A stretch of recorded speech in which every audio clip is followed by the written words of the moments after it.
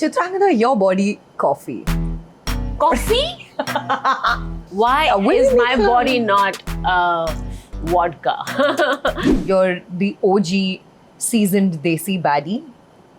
Woman is always adapting. Mentally also in getting independent, she has an opinion. How was your journey working with Mr. Irfan?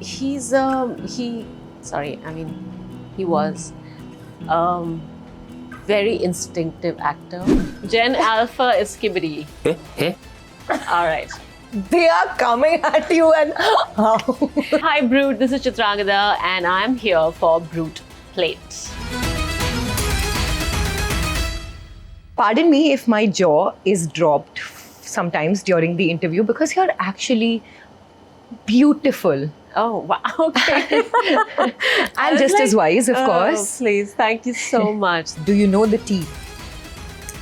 Oh, And quite like literally. spill the tea. Ah. You got the tea. She knows. So that's one down. How many am I going to get asked? Yeah, that was like a pre-thing. It wasn't really a one. Oh, this is a warm-up. I'll get the tough ones now. Okay. Yeah. Let's... Chitrangada, your body coffee. Coffee? Does that have to do with my skin color? No. Coffee. But oh, our generation is over skin color, yeah. Ah, okay. My body wakes you up. I coffee you. I don't know. Okay. I don't know what this means. Tell me, please. This is bad. The phrase initially used to be your body tea, which means your body is gorgeous. Now it's coffee because coffee is stronger than tea. So, Why what do is you my mean? body not vodka?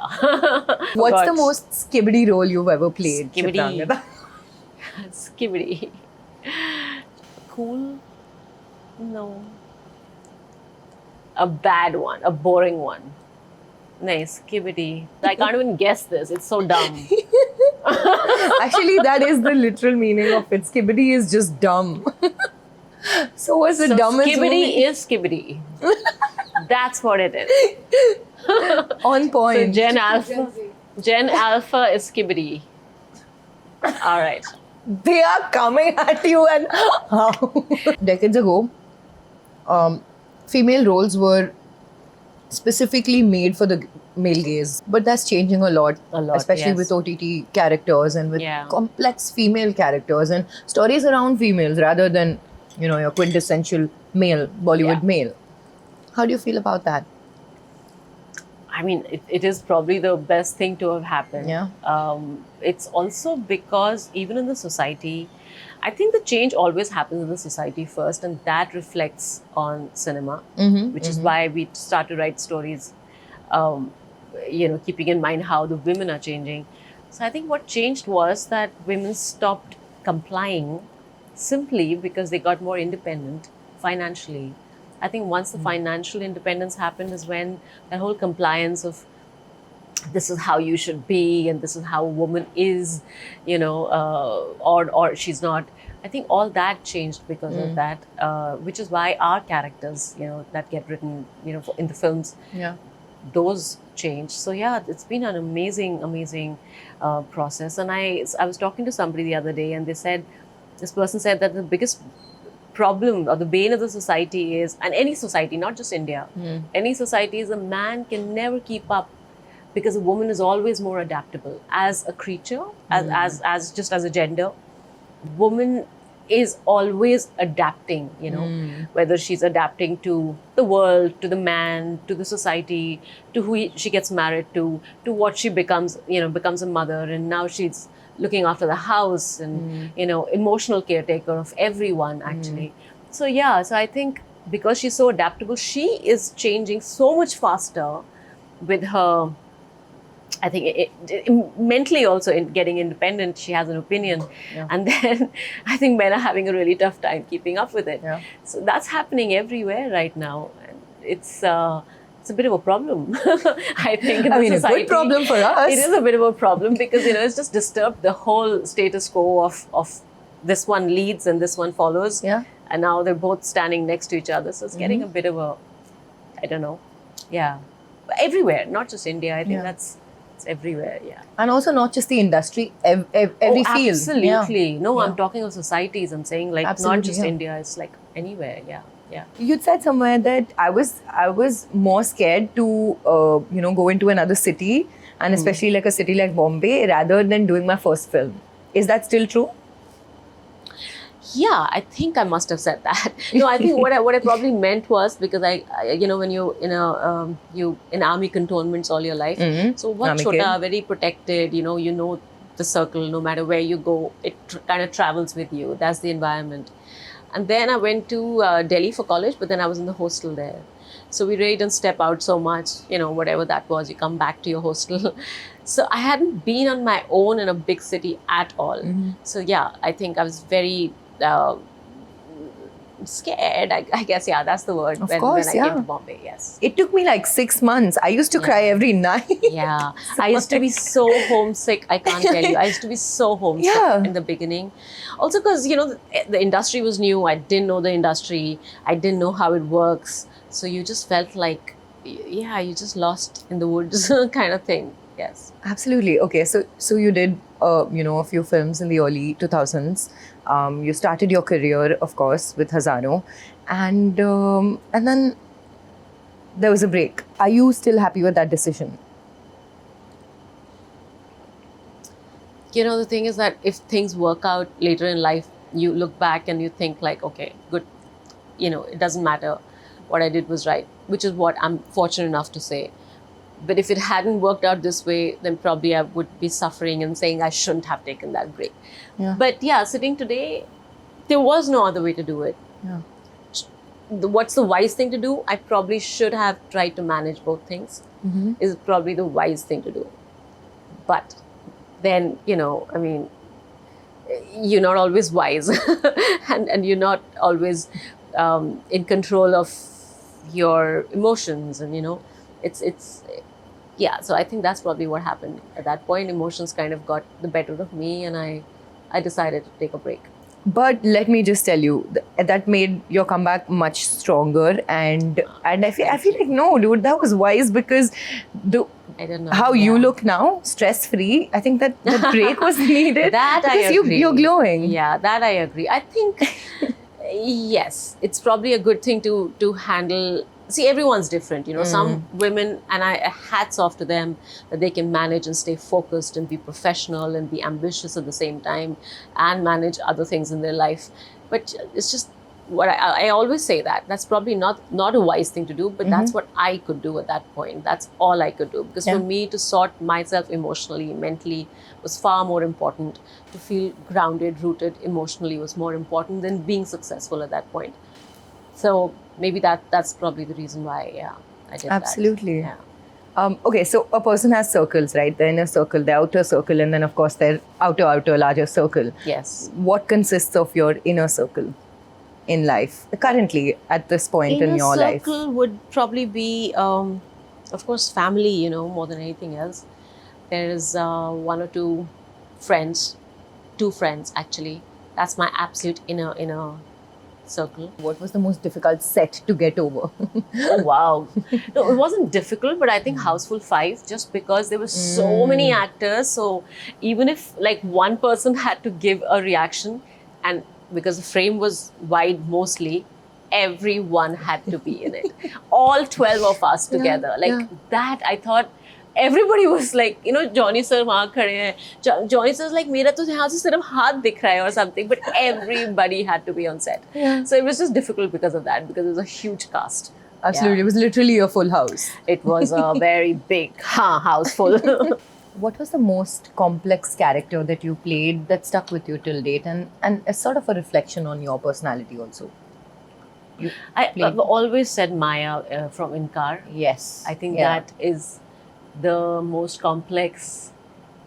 In fact, she is a very good example of a woman who wasn't complying to the male gaze, wasn't complying to what men decide women should be. Absolutely. I think, that now that we're talking of this, I think she is a very good example of that.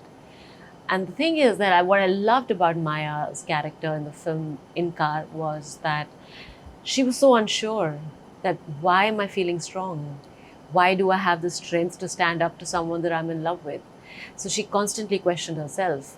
So that is who women are, because yes, we have the feminine strength and everything is there, but there is this vulnerability, there is this emotionally sort of, how do you say, I mean, she's not begging we for are emotions, driven more by but emotions. Definitely. she's seeking emotional validation to some extent, and it's just how we are built. That's biological. So yeah, I thought that was such a. I mean, Sudhir always, I think, writes very beautiful, complex, layered women characters, and I've been very fortunate. Your first director as well. Yeah, I've been very fortunate to work with him. How was your journey working with Mr. Irfan? Oh wow. He was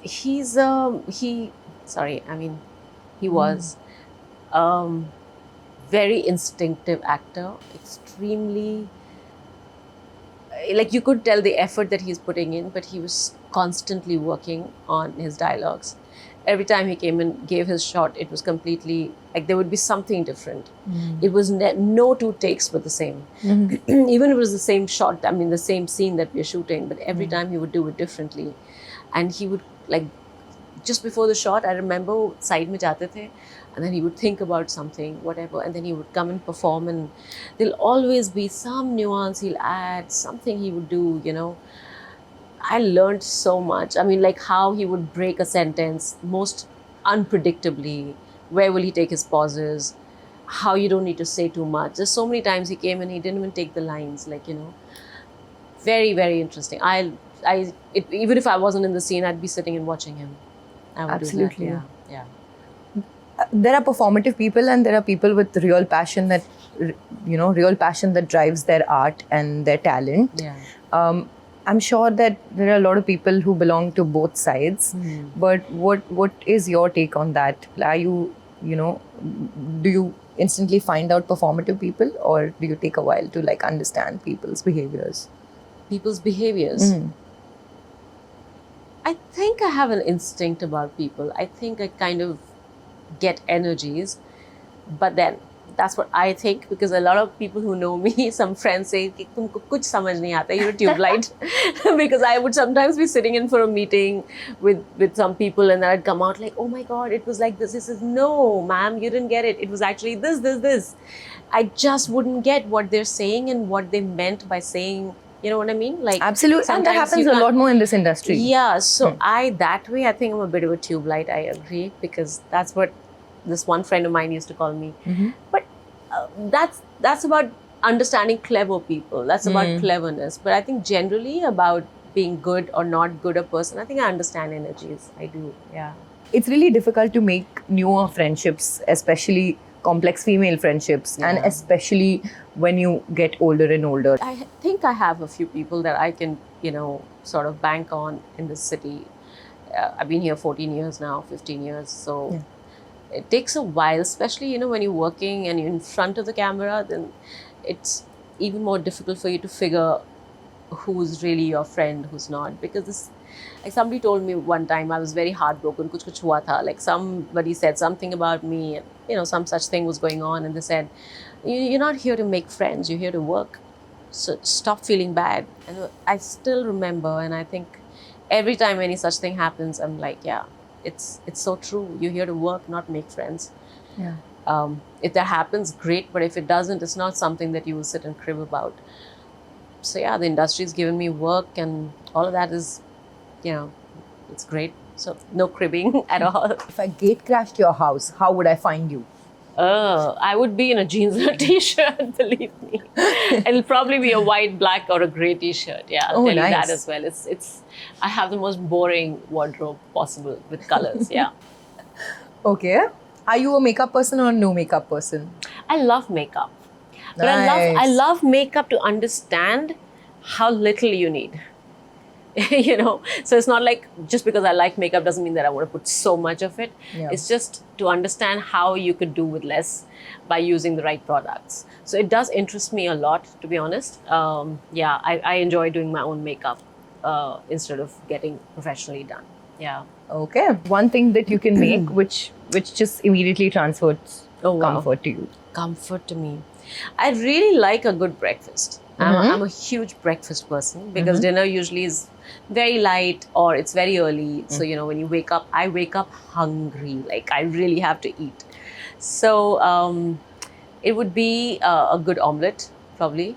So, that would be like bacon bits in it. So, that smells of that. So, first things, a little bit of butter, very little because bacon also leaves a lot of, you know. So, then the bacon goes in. And in that bacon ka thing is when you put in the mushrooms. Oh my God. So then the whole smell of the mushroom and the bacon kind of mixes up. And then, of course, you've done the eggs and everything is, you know, beaten. And then you put in I don't like tomato in that. So like just only onions, that's it. And yeah, once it's spread, then you put the bacon bits in it and you put the mushrooms in it, a little bit of cheese and flip it and nice and soft and yeah, and with a good croissant, and that's it. I can already taste fresh it. Strawberry jam, if I don't know, God allows from somewhere, if that can happen, that would be amazing. Yeah. Yes. Oh my God. Wow. That is comfort. Yeah, and a good double shot cappuccino. Okay. You're a coffee person? I am. And a double shot cappuccino, extra hot. If your life in Mumbai had a taste, right, what would it be? Sweet, savory, sour, bitter. Bittersweet. Ah. Yeah. Okay. If your personality were a thali, Miss Chitrangada, Oh my God. What questions what on a are brain the fog day? ingredients on the thali? What's on the thali? If my personality was, God. Okay, imli ki chutney. Okay. Yum. Papdi chaat Hmm. and gajar ka halwa. Mm-hmm. And that's it. That's who I am, I think. I don't know if it makes sense to you, but that's who I am. Yeah, a balance of chatpata, but also sweet. Yeah. Healthy Like sweet, क्योंकि गाजर का हलवा. wholesome sweet. Wholesome, of course. Wholesome sweet. Very traditional, kind of Yeah. old-fashioned a bit, I think, in a lot of ways. So that's gajar ka halwa and imli ki chutney, and yeah, I think that's who I am. Absolutely. And that reminds me of home. What is a dish that takes you back home? Oh wow, okay. Takes me back home would be kadhi chawal, rajma chawal. Okay, That's what is your favorite gourmet dish? Oh, gourmet dish. I like a nice baked fish. Okay. Yeah, with some nice lemon something sauce over it, lemon butter, where you can really taste the fish. Okay. Like, you know, so it doesn't sort of spoil the... With the side of tater tots and... Yeah, like maybe some black rice on the side or something like that. Yeah. Okay. Yeah. Okay. And what is your favorite street style food? Do you still have street style I food? love chaat. I'm a huge Of course. North Indian chaat ka fan. Uh-huh. So yeah, that's what it is. How's your spice tolerance? 0 or 10? 8. 8. That's a pretty I'm strong pretty one. Good. Yeah, I'm pretty good. Yes, because I love Thai food. Okay. Yeah. Okay. Yeah. Top And 5. in Thailand, I go and I order extra hot. So it's. Are you serious? Yeah. It's that good. You're a fierce girl. I'm very You're proud. worried.